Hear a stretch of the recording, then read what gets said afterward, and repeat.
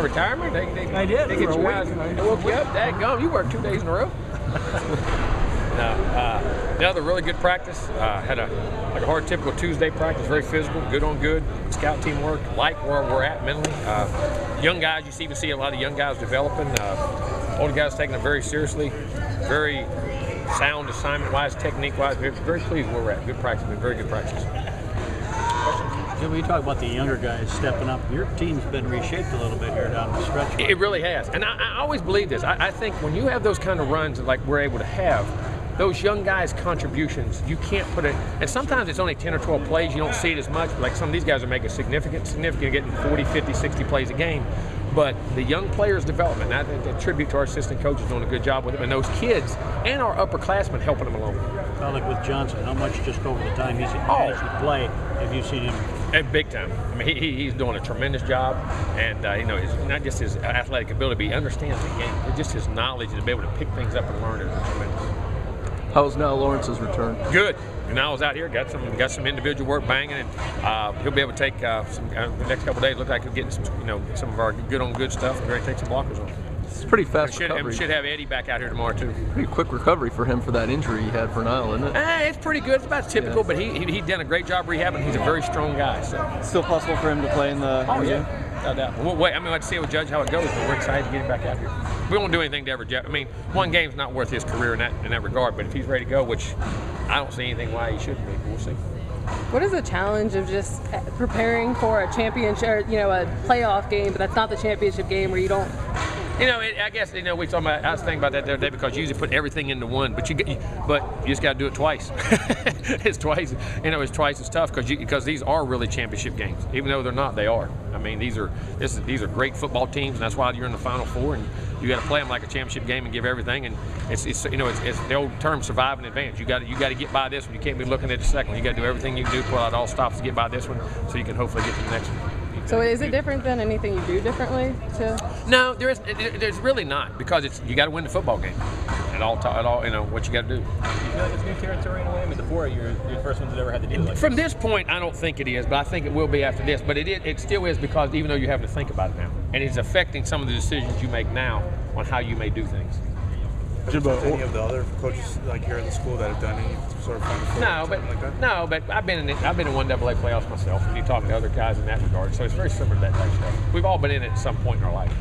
Jimbo, Oregon lost their top cornerback. How does that change what they do on defense? Well, I don't know. You have to ask them that. I have no idea. But he's one heck of a football player, and I hate that. I mean, that's a shame for a guy a senior. And he got up for the Thorpe Award, first team All-American. I mean, all the things. He'll have a tremendous pro career, but that's a shame. I hated to see that. I really did. Deadline for the NFL draft's coming up a little bit. Have you talked to Jameis about what his decision might be? No, there's a lot of other guys besides Jameis that are involved in this. So you have a lot of other guys we have to talk to. We hopefully will have that situation a lot for a long time, and that's a good problem to have. So we've started discussion with all of our guys and processing, and it's not just discussion, but their thought processes and what goes on, and we'll progress with that. It's part of your recruiting mindset, Jimbo. A lot of these kids are only going to be here 3 years. Oh yeah. I mean, you got to think in that regard with a lot of guys. Even if they don't, they adjust. You don't want them to, but these are tremendous opportunities if they're good enough to do that. Has anyone already put the paperwork in? No. I know you said you thought that. And I don't think they will. That Jameis would be a top 2 pick. I mean, if that comes back and then that's the grade he gets, is that even a conversation? Yeah. Was it for Peyton Manning or Andrew Luck? So everybody assumes you go. Andrew Luck or Peyton Manning stayed. I mean, it's not just being a top 2 pick. It's what you want out of life. To me, it's the question. Is it to get to the NFL and be a top pick, or is it to be at the Hall of Fame? Or to be a college graduate? Other people we all assume that money drives everybody. And it's a very important factor. You got to have those things. But at the same time, other people have a lot of values and things that we may not always see that there's no way they can do it. But I mean, I look at Andrew Luck and Peyton Manning. Both have been the first pick as juniors. And they both elected to come back. So, I mean, every situation is different. And I think, education is important to him, his team, his school. He loves college. But at the same time, if that's what it is, that's what it is. But I mean, I think, he's a lot deeper a person than people give him credit for. You're sounding kind of optimistic. No, I'm not sounding optimistic. I'm just being realistic. I mean, I've been in these situations before, and I know how guys think, and I know what's important to people. You know what I mean? But there's not, if he goes, heck, that's what he should do. If he doesn't, it's very understandable for the reasons he's doing it. Are you trying to help him along, kind of encourage him to make? Not right now. I'm not.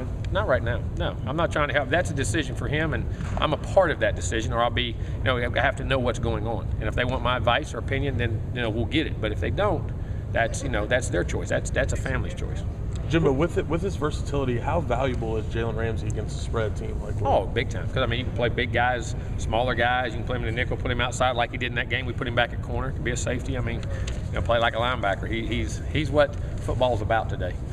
With the semester over, any academic casualties? Are you guys good there? Everybody? Good. Everybody's good.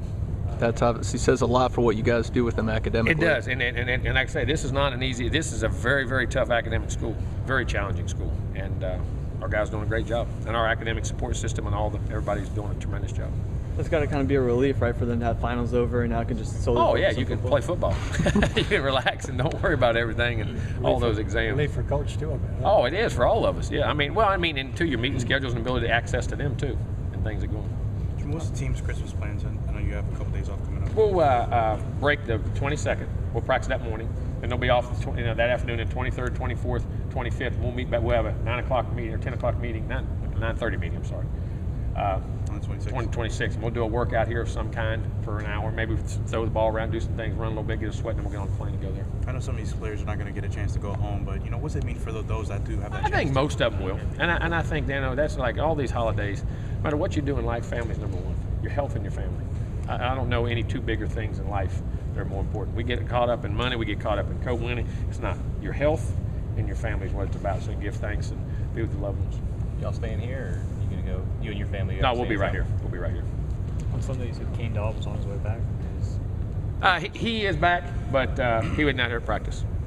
Jim, I want to ask you about Johnson. How about Cam? Is he a better center, better tackle, or what? That's a good question. And if I had to pick right now, he's played center, but he's played tackle more. But way he's played center, I think he can be very, very special in there at center. Because not many guys of that size and length can move and get second level and bend and do what he does. I think he's got a chance to be a very special center. We felt that for a long time. It's just, you got to. Sometimes you got to put you got to mix your pieces together to where you can get your best group. Any change in Kane's status? Is he hurt? No. Jimbo, along with the players who have to consider their futures, assistant coaches will, be mentioned for different jobs also.